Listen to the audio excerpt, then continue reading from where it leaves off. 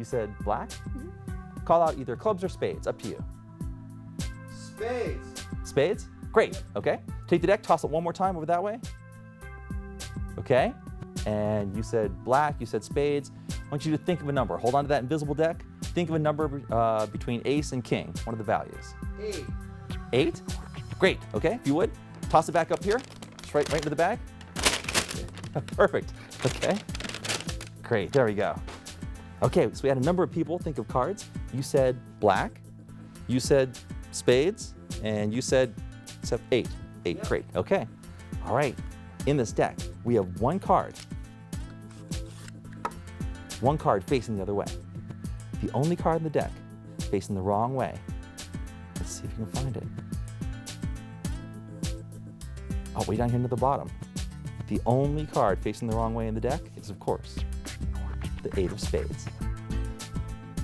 And that's a fun one we like to call in the bag. Okay, here's how you make your little invisible deck play for a big audience. Take the invisible deck, drop it into a bag, have someone come up on stage with you, they sit down next to you, take your bag, and when you turn the bag over, you want to hold the invisible deck through the bag so nothing actually falls out. Take the deck, do your invisible deck bit with them, they shuffle the cards, have them look at it, think of a color. Have them toss the deck out to someone else in the audience. They imagine catching the deck, they think of a suit to match the color. Have them toss it to somebody else. So now you're involving a bunch of people around the room. They think of a value to match the suit, to match the color. Then they wrap it up, you pick up your bag, and we're gonna do the old gag where you snap your fingers. When you do that, it looks like you caught something in the bag, like something landed in the bag. So you get that impression something landed, and if you're lucky, you'll get that invisible deck to jump a bit. So, you say, you got it, great. Toss it back up here. Turn the bag over. Dump out the real invisible deck. Open it up, spread through. Reiterate what happened. You thought of a color, a suit, a number, totally at random. Spread through, and you should do it over your shoulder this way so everybody can see. Separate the cards, and you pick out their card. And that's a nice big show version of the invisible deck. This one's called Shake and Bake. Janita, I have a deck of cards here, and I mixed them up, so some are face up, some are face down. Okay? I'm going to take these cards, I'm going to stick them into the box. I want you to name a card, any card. Queen of spades. Queen of spades? Great. If you would, take the box and give it a little bit of a shake. Ah, good. Let's see here. Let's see what we've done so far. Well, now if you see, oh, there's only a few left to face down now. Only a couple of them down there. So one more time. Put it back inside. Give one more little shake. Perfect. See how we've done now? Let's see. There's 1, 2, about 4 more left, still facing the wrong way. One last time. Give them a good shake. Perfect. And what was the card you thought of? Queen of spades. Queen of spades. If we spread through now, you'll see that every single card in the deck has now turned itself face up. Every card in the deck is face up. Every single card, except for one card right down here near the bottom. The only card left facing the other way is, of course, the Queen of Spades. That's called Shake and Bake. Now this is a fun one, and it takes the invisible deck on a totally different direction. It's called Shake and Bake. For this one, you'll take out the cards, and you want to riffle the cards. Just sort of flick the cards off your thumb. What this will do, it'll separate some of the cards. So you get this sort of look, like some cards are face up, some cards are face down. You want to give the impression that you've got a shuffled up deck. There we go, and you can spread through and show that some are face up, some are face down. Square up, put the cards in the box and have them think of a card. They shake the deck a little bit. You take the cards back, and this time, when you go through the cards, you only want a couple cards to separate. You can say, oh look, so now there's only a couple cards that that are face down. Put it back in the box. They shake again. This time when you spread through, maybe only one card or two cards are separated. You want to work your way down until you're down to one card. What you'll do is you'll just square it up so every card is squared up. They name their card, you spread through, you separate just that one card, and it looks like they've done a triumph kind of effect just by shaking the cards. Take their card out, show it's theirs, and you've done a very different version of the invisible deck, which we call shake and bake. Here's a great direction to take your invisible deck. This is a whole little routine called the dice prediction. Shanita, I have a deck of cards here, and I'll show you that they're all different. Okay. I want you to give those cards a little bit of a shuffle. Just mix them up, nice and random. Oops. There. Perfect. Give them a good mix.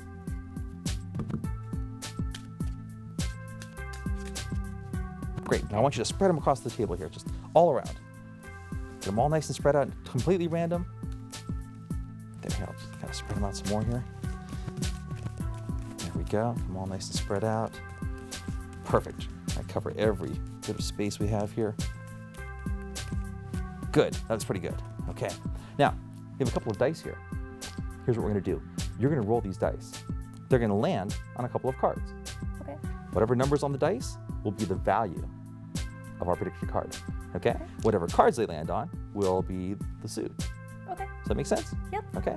Take those. And by the way, I have a prediction right there. I'm not going to go near it.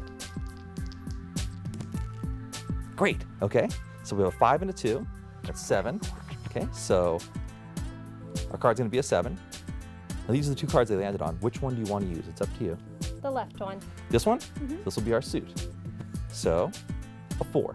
Or a diamond, excuse me. So we have a 7 of diamonds. Okay. Now, my prediction's been there the whole time. I haven't gone near it. So, but here we go. If I take out the cards and spread through them, you'll see that there is one card in here. Let's see if we can find it here. One card should be facing the opposite way. Remember, I made this prediction before we started the trick. Mm-hmm. We predicted the 7 of diamonds. Totally random, yet my prediction matches perfectly. 7 of diamonds. And that is the dice prediction. Okay, now here's one I really like. And there's actually a couple variations for this which can play so strongly. We call it the dice prediction. What you do, you get some dice, a regular deck of cards, and your invisible deck. Take your invisible deck, set it in some prominent place so they can see it. That's your prediction. You won't go near it. Take the cards, spread them all over the table. Let them help you, spreading them out. Take a set of dice. Tell them that the number that ends up on the dice will be the value of the card. And the position of the dice, whatever card they lay on, will be the suit of the card. Throw the dice. Ideally, they'll land on 2 separate cards. And let the audience choose which 2 cards they are. So if it's on a border, they get to choose which one. So you've got the 2 cards. Get everything else out of the way. The dice are showing an 11, so you know that your card is going to be a jack. They get to pick which one of these cards they want to be the suit. Totally up to them. They pick this one, great. So it'll be the 11 of spades, or sorry, the jack of spades. Now, you go to your invisible deck, show the prediction. Now, if it should turn out that they throw the dice and you get that situation where one die is off the card and another die is on the card, well, it's that much easier. The number is 7 in this case, and this card's the suit. Now, suppose you don't have dice with you.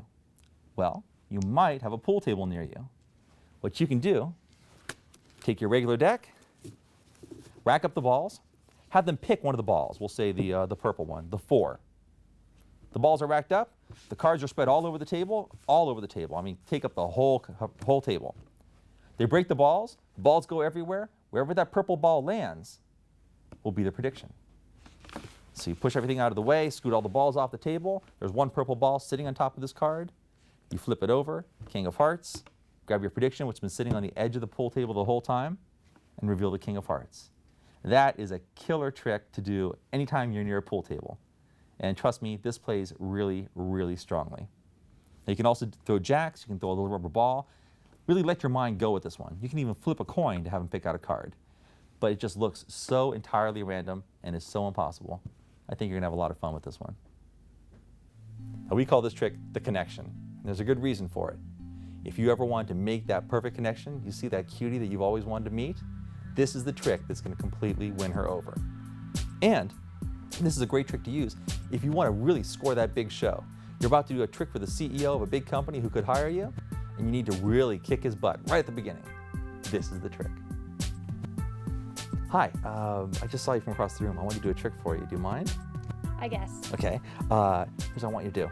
Just think of a card. Any card in the entire deck. Okay. Can you see it in your head? Mm-hmm. Okay.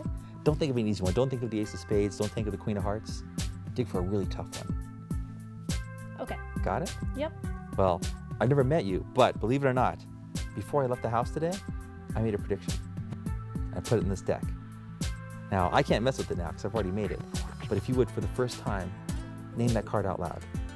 7 of diamonds. 7 of diamonds? Mm-hmm. Okay. And I didn't make you pick a card or anything, right? Nope. Okay, check this out. Inside this deck, all the cards are facing up, the way they should. Mm-hmm. But there's one card in here. Let's see if I can find it here. There it is, one card facing the opposite way. And that card is, of course, 7 of diamonds. But here's the really cool part. Even though I never met you, this card really is your card. It's got your name right across the back of it. I'm Ben, by the way. Hi. Hi. And that's what we call the connection. Okay, that was a pretty cool trick, wasn't it? Having someone's name appear on the back of a card, especially someone you haven't met yet. Well, it's pretty easy to do. You need an invisible deck and a little bit of pre-show work. Now, most often when I've used this, it's been when I've been at a party and I see someone from across the room, either a VIP or someone that I really want to get to know for one reason or another. And I'll ask somebody at the party what that person's name is. So we'll say the name's Janita. Okay, so now I know her name. You run out to your car, you run into a side room, take out your Sharpie, and you quickly mark the back of each card in the deck. Now all I did was took the deck face down, split the pair apart, wrote the name on it, and put it back down. Split the pair apart, write the name, and put it back. So the deck is staying in the exact same order. Now, even though it's 52 cards, it actually only takes you a couple of minutes to do this. And the punch is so worth it. Once you're done, stick the cards back in the box and go perform the invisible deck for them. Standard presentation. Think of a card, great, here's the invisible deck. Spread through. Now when you get to where their card is, separate the cards just a little bit. Now notice, I wrote the name within this little box on the back of the deck. So now I know I can go at least this far and not show any face, or any name, excuse me. So you spread that much, lever the card over like this, and now there's their card. That's the first climax. And I say, but believe it or not, when I said it's your card, it really is your card. That's when you turned around and revealed their name across the back of the card. Now, it may sound a little dry, but you need to perform this to try it out. This has got such a punch to it. And think of how stunning it is to meet somebody totally at random at a party. You don't even know their name. If you do a trick like this and your name ends up on the back of their card, it shocks the heck out of people. It'll really make an impression on a girl, and it'll really make an impression on a CEO who could book you. And that is the name of the back of the card trick, the connection. And now we have a little something using 2 invisible decks called Invisible Flight. Janita, we're going to try a little something. 2 decks of cards. Pick one. That one. This one, you sure? Mm-hmm. This is the one you want to use. Yep. Okay, we'll set the other one aside. Okay. Fair enough. Okay. I want you to think of a card. Any card. In fact, here, I'll spread through the cards. Just think of any card you see. Okay. We got one? Mm-hmm. Okay, don't say it out loud. Okay. Okay, great. Put it back inside the box. Here comes the cool part. You see it go? Your card has actually leapt from one deck to the other. What was the card you were thinking of? 5 of clubs. Great, 5 of clubs. Watch this. If we spread through the cards, you'll see that every card in the deck is face up.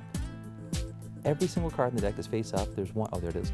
One card face down. The only face down in the whole deck is your 5 of clubs. Magically leapt from one deck to another. And that is invisible flight. Here's the secret for invisible flight. First of all, you need 2 matching decks of invisible cards. So you want to make sure that they're the same color. A red and a blue probably wouldn't fly too well.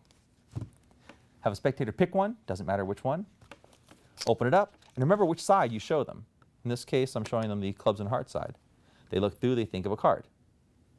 Square it up, put it back in the box, make a little magic pass. Now, since they looked at clubs and hearts on this side, I just flip this over to the spades and diamonds side. Spread through, they name their card, and voila, there it is, reversed in the deck. So this is just another way to expand your invisible deck repertoire by using 2 invisible decks. And this could be your backup that you just keep for special circumstances. So there you go, another great presentation for the invisible deck. Now this is a trick that's going to fool you. This is called shared thought. Janita, if you would, take the deck of cards, take them out, give them a little shuffle, and then we're going to spread them right across the table here, face down.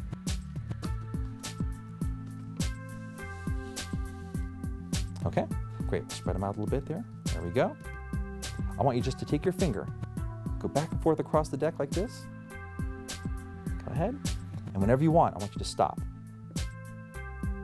Right there. Slide that card out. Perfect. Now, I don't want to see the card, but I want to make sure the people at home know what it is. So if you would, hold that card up so the audience can see it. I don't even want you to see the card. Okay. Set it back down on the table. Okay. One card out of the deck. You haven't seen it, I haven't seen it.